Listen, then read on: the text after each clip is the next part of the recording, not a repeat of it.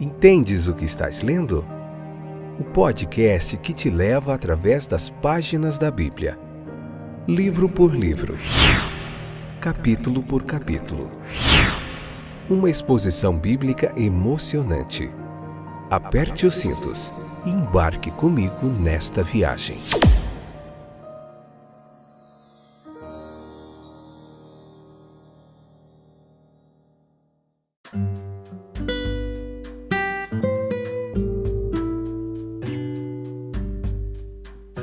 Olá, eu sou o Fábio e esse é mais um episódio do podcast Entendes o que estás lendo? Que joia! Que bom estar de volta, poder junto a vocês desfrutar de mais um precioso momento de aprendizado da Palavra de Deus. Tudo bem com vocês? Vamos ver Lucas hoje, capítulo 24, a parte 2, episódio número 352. Essa que é a quarta temporada, falta só mais 2 episódiozinhos para nós terminarmos essa quarta temporada. Quanto aprendizado, que caminhada, às vezes trabalhoso, às vezes cansativo. Foram meses e meses, mais ou menos 100 episódios só no Evangelho de Lucas que a gente está meditando aqui há vários e vários meses, capítulo por capítulo, parte por parte, e tem sido muito joia, muito edificante. Espero que tenha sido para vocês também. Eu aguardo o retorno de vocês aí, nos comunicando como essa mensagem tem chegado até você, como tem abençoado a sua vida, tá bom? Então, nós vemos aqui que os discípulos, no versículo 29 do capítulo 24, os discípulos, eles constrangeram o nosso Senhor a permanecer com eles ali no caminho, os discípulos, conhecidos como os discípulos do caminho de Emaús. Pois eles disseram: já é tarde, o dia já passou. Este ato deles e suas palavras tomadas em conjunto, elas sugerem a verdade de que aqueles cuja vida está minguando rapidamente, com quem está anoitecendo, cujo dia está longe, tem necessidades urgentes de que Jesus Cristo permaneça com eles. Nós temos diante de nós, meus queridos ouvintes, as necessidades espirituais especiais quando nós chegamos à velhice. A tentação da idade é reclamação, a crítica do presente, uma preferência parcial pelo passado, uma severidade às vezes injusta e imprudente no julgamento das excentricidades e irregularidades dos mais jovens. A insatisfação com a obscuridade comparativa da juventude. Mas para vencer essa tentação e preservar a doçura, a alegria de espírito, a esperança de coração, a idade tem necessidade urgente de uma renovação constante que vem do alto. Há alguns que vivem até uma boa velhice, sem nenhuma ou sem muita consciência da perda. Mas estes são apenas alguns. Com a velhice geralmente vem a privação, no que diz respeito à visão, à audição, ao poder de locomoção, à facilidade de falar, à memória, à capacidade intelectual. Os idosos têm a dolorosa consciência de que não são mais o que eram. A sua vida é mais baixa, estreita, eles são menos para os seus contemporâneos do que costumavam ser. Eles precisam de conforto, sob o sentimento de perda, precisam de outra fonte de satisfação e de alegria. Em quem? Em quem eles a encontrarão, senão na pessoa e na presença do divino amigo e Salvador. A idade muitas vezes é solitária, meus queridos. Ele sente falta dos companheiros de sua juventude, do seu auge. A maioria delas, talvez quase todas, caíram e são como a última folha do galho invernal. Eles se foram, os velhos rostos familiares. É o tom melancólico de seu discurso. E alguns que ainda vivem se afastaram deles, no espaço e no tempo. Não resta ninguém que possa voltar com eles em pensamento, simpatia aos velhos tempos, cuja memória é tão agradável e que eles gostariam de revisitar com os amigos da juventude e da infância. A idade tende a ser muito solitária. tem grande necessidade de um companheiro divino que não passe, que permaneça, que seja o mesmo ontem, hoje e para sempre.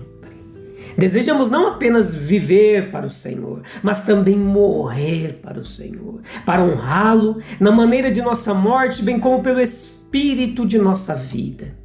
Aqueles que sentem que as sombras do entardecer estão se aproximando e que a noite da morte está próxima, podem desejar a presença próxima do Salvador sustentador, com quem eles irão tranquila e esperançosamente através da última escuridão. Fique conosco, eles dizem. Esteja conosco enquanto damos os últimos passos de nossa jornada terrena. Desça conosco nas águas profundas, nos acompanhe até chegarmos à costa celestial. Versículo 33 ou 43, essa bela história da ressurreição e qual é o sentido dela para as nossas vidas. A história da redenção, a história da ressurreição, em sua relação com os discípulos de Nosso Senhor, ela nos sugere pensamentos sobre esses dois discípulos que haviam caminhado de Jerusalém a Emaús e que persuadiram um misterioso estrangeiro a ficar porque o dia já havia passado. E posteriormente passaram algum tempo em séria conversa com ele. E agora apressaram-se de volta a Jerusalém. Isso foi totalmente contrário à sua intenção quando partiram da cidade. Não estava na ordem natural das coisas recomeçar uma longa caminhada de aproximadamente 2 horas, depois das fadigas daquele dia agitado. Mas suas mentes estavam tão dilatadas, seus corações tão cheios de alegria, suas almas tão agitadas com esperança animadora e vivificante, que não podiam permanecer onde estavam. Eles devem transmitir as notícias arrebatadoras e transformadoras aos irmãos oprimidos e aflitos que deixaram para trás naquela tarde. Era tarde e escuro. E quando eles pensaram nisso, eles estavam cansados. O cristianismo é essencialmente espiritual. Ele faz seu apelo à natureza espiritual. O seu objetivo é espiritual. E as armas de sua guerra também são espirituais. Mas lembre-se, ele se baseia em grande parte em fatos atestados por nossos sentidos. O fato da encarnação, Deus manifestado em carne, o Verbo feito carne, o fato dos milagres de Cristo, milagres operados diante dos olhos dos homens e assegurados por sua sensata observação deles, o fato de uma vida irrepreensível vivida na presença corpórea de testemunhas oculares, o fato da morte no Calvário, testemunhando por aqueles que realmente a viram, e o grande fato culminante da ressurreição, que é o retorno de Jesus Cristo aos seus discípulos.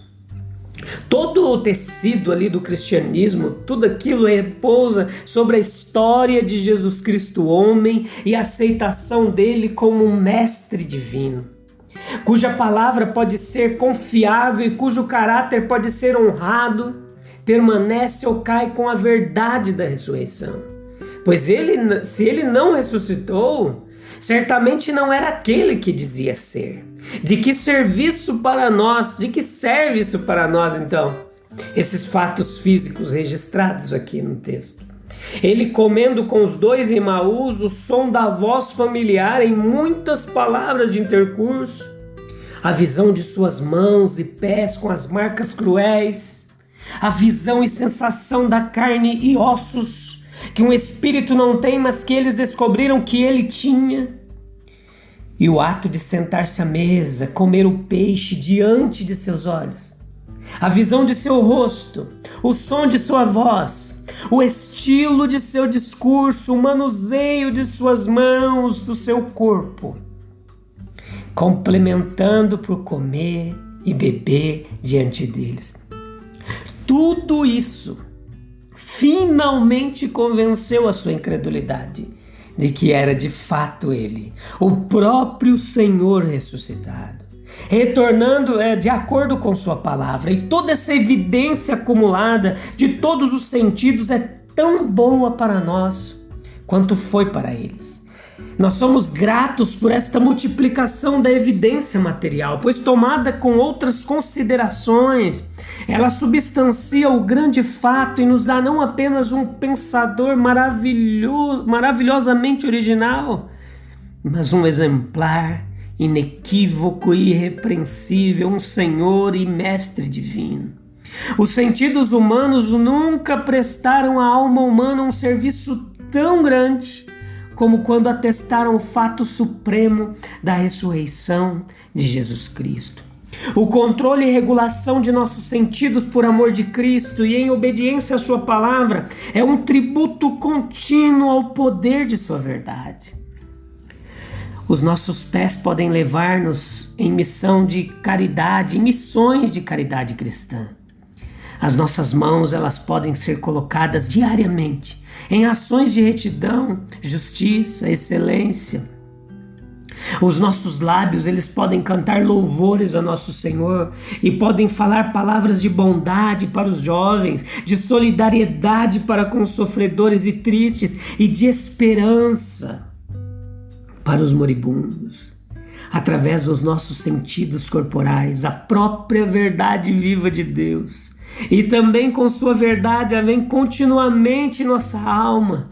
E através desses mesmos sentidos procedem de nós toda cura, toda ajuda, toda influência salvadora para o mundo. E assim nós enriquecemos e somos enriquecidos. Essa palavra aqui do versículo 36, quando Jesus se coloca diante deles e diz assim, olha, paz seja convosco. É uma palavra fantástica. Era a saudação judaica comum. As mentes de seus apóstolos haviam passado pela mais profunda angústia. Eles haviam perdido o seu Senhor, seu amigo, e com ele haviam perdido, como pensavam, sua causa e suas esperanças. Eles foram, portanto, afligidos com uma dor avassaladora. E agora eles estavam cheios da mais viva agitação. Eles estavam em um estado mental em que as esperanças arruinadas lutavam com os medos mais sombrios. A sua alma foi tocada até as profundezas e o que acima de tudo eles precisavam era de alguém que pudesse vir e dizer, paz seja convosco. Era a mesma palavra que queria ser soprada em seus ouvidos, para ser falada em seu coração.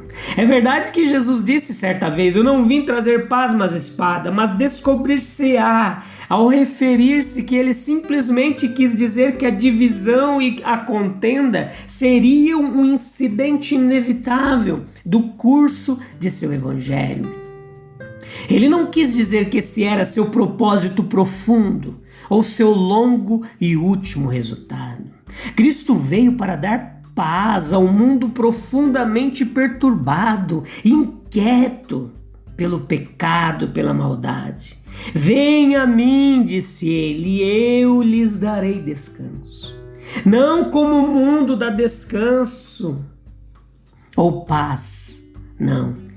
A paz dele, o descanso dele é muito diferente. Ela traz uma alegria permanente para o coração faminto. No mundo é insatisfação de alma, vazio, mágoa, uma sensação de decepção constante, mas nele está uma satisfação verdadeira e duradoura. Quão felizes os dias em seu serviço abençoado!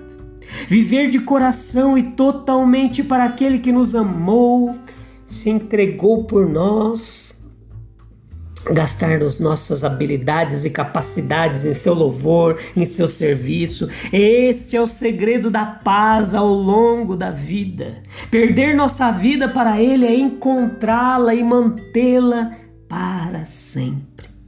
Quando a escuridão cai sobre o caminho, quando as perdas vêm, quando o luto abre uma brecha no lar e no coração, quando alguma pesada decepção arruina a perspectiva, então a presença sentida, a simpatia realizada e o socorro infalível deste amigo divino dá uma paz que é mais profunda do que a nossa perturbação, uma calma alma lançada pela tempestade. Paz na morte. Durante muitos séculos os moribundos partiram em paz porque tudo esperavam por meio do divino Salvador. Eles calmamente dormem em Jesus. E aqueles que agora esperam a morte como uma passagem pela qual estarão passando, não podem encontrar melhor desejo ou oração do que a música de seu nome, para refrescar a sua alma na morte. Você tem sentido, recebido, desfrutado da paz de Cristo? Ele tem a oferecer paz em meio a toda calamidade. Paz não é ausência de dificuldade, mas paz em meio da turbulência. Vamos confiar nele, que ele permanece conosco. Eu te encontro no próximo episódio sem falta, beleza? Um abraço, até lá. Deus abençoe. Tchau, tchau.